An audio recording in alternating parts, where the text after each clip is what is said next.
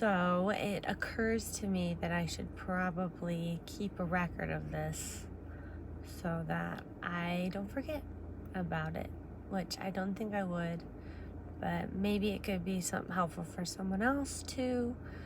But a few months ago, September 8th to be exact, it was this lazy Sunday, and I woke up and my left ear was a little just kind of felt like there was water in it, or maybe a earwax or something. And so I didn't think much of it. I was like, oh, that's frustrating, and kind of went throughout my Sunday being kind of lazy. And by the time it was 12 o'clock noon that day, I couldn't hear anything out of that ear, and I didn't think honestly anything of it. I was like, oh darn it, something's in my ear. So I tried a little warm water and castor oil, rinse, to maybe see if that could soften up any earwax or something. And by that afternoon, by that evening, I was texting with Weston, and I wasn't even gonna bring it up, but I was like, hey, it's so weird. Around noon, I can't hear anything out of my left ear. It's so weird. It just stopped working. And he immediately called me and was like, hey, I don't want to freak you out, but I want to take you to urgent care right now. Go check it out. And I did get a little spooked. I was like, well, okay, all right, I'm sure it's fine. And so he was on his way to pick me up, and as soon as I stood up, I needed to throw up. And I had some pasta earlier that day that I had made, and so I didn't even, anyways, I threw up like I'd never thrown up before. And I was like, how weird is it that now I gave myself food poisoning on top of it? And so he came and picked me up, and I was like, this is so weird, I'm not feeling very good.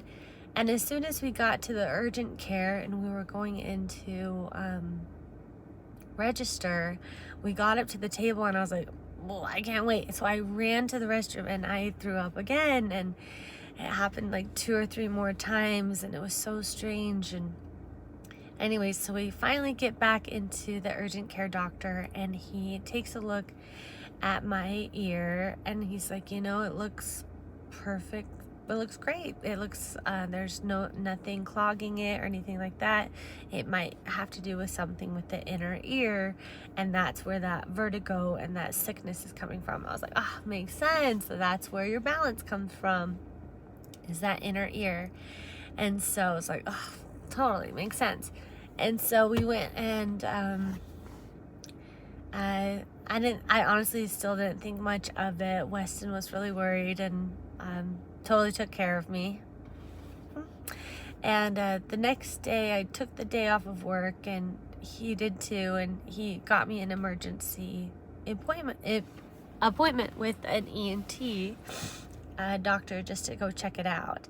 And I still couldn't hear anything, and we went to the ENT doctor, and I'd never done audiology tests before, where they kind of put the things on and they do the little beeps, and you have to let them know when you hear it.